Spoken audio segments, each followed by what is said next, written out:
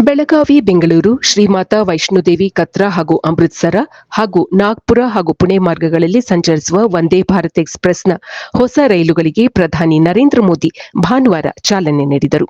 ಮೋದಿಯವರು ನಿಲ್ದಾಣಕ್ಕೆ ಆಗಮಿಸಿದಾಗ ಕೇಂದ್ರ ರೈಲ್ವೆ ಸಚಿವ ಅಶ್ವಿನಿ ವೈಷ್ಣವ್, ವಿ. ಸೋಮಣ್ಣ ಬರಮಾಡಿಕೊಂಡರು. ಶಾಲಾ ಮಕ್ಕಳೊಂದಿಗೆ ಸಂವಾದ ನಡೆಸಿದ್ದಲ್ಲದೆ ಲೋಕೋ ಪೈಲಟ್ಗಳನ್ನು ಭೇಟಿಯಾಗಿ ಮಾತುಕತೆ ನಡೆಸಿದರು ಪ್ರಧಾನಿಗಳು.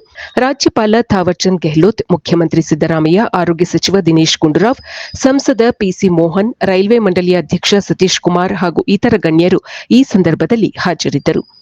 ಬೆಂಗಳೂರಿನಿಂದ ಬೆಳಗಾವಿಗೆ ಹೊರಟ ವಂದೇ ಭಾರತ್ ಎಕ್ಸ್‌ಪ್ರೆಸ್ ರೈಲಿಗೆ ಯಶವಂತಪುರ, ತುಮಕೂರು, ದಾವಣಗೆರೆ, ಹಾವೇರಿ ಮತ್ತು ಎಸ್ಎಸ್ಎಸ್ ಹುಬ್ಬಳ್ಳಿ ನಿಲ್ದಾಣಗಳಲ್ಲಿ ಸ್ವಾಗತ ಕೋರಲಾಯಿತು. ಬೆಂಗಳೂರು ಬೆಳಗಾವಿ ನಡುವಿನ 611 ಕಿಲೋಮೀಟರ್ ದೂರವನ್ನು 8 ಗಂಟೆ 30 ನಿಮಿಷಗಳಲ್ಲಿ ಈ ರೈಲು ಕ್ರಮಿಸಲಿದೆ. ಬುಧವಾರ ಹೊರತುಪಡಿಸಿ ವಾರದ 6 ದಿನ ವಂದೇ ಭಾರತ್ ರೈಲು ಸಂಚಾರ ನಡೆಸಲಿದೆ. ಇದೇ ವೇಳೆ ಪ್ರಧಾನಿ ನರೇಂದ್ರ ಮೋದಿಯವರು ನಮ್ಮ ಮೆಟ್ರೋದ ಹಳದಿ ಮಾರ್ಗವನ್ನು ಸಹ ಉದ್ಘಾಟಿಸಿದರು. ಜೊತೆಗೆ ನಮ್ಮ ಮೆಟ್ರೋದ 3ನೇ ಹಂತದ ಮೆಟ್ರೋ ಯೋಜನೆಗೂ ಶಂಕುಸ್ಥಾಪನೆ ನೆರವೇರಿಸಿದರು. ಆರ್ವಿ ಕಾಲೇಜಿನ ಮೆಟ್ರೋ ನಿಲ್ದಾಣಕ್ಕೆ ಬಂದ ಪ್ರಧಾನಿಗಳು ಕ್ಯೂಆರ್ ಕೋಡ್ ಅನ್ನು ಸ್ಕ್ಯಾನ್ ಮಾಡಿ ಟಿಕೆಟ್ ಖರೀದಿಸಿದರು. ಪ್ರಧಾನಿಗಳಿಗೆ CM Siddaramaiah, DCM DK Shivakumar ಸಾಥ್ ನೀಡಿದರು.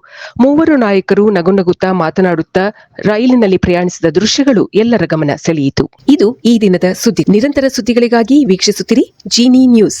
ನಮಸ್ಕಾರ.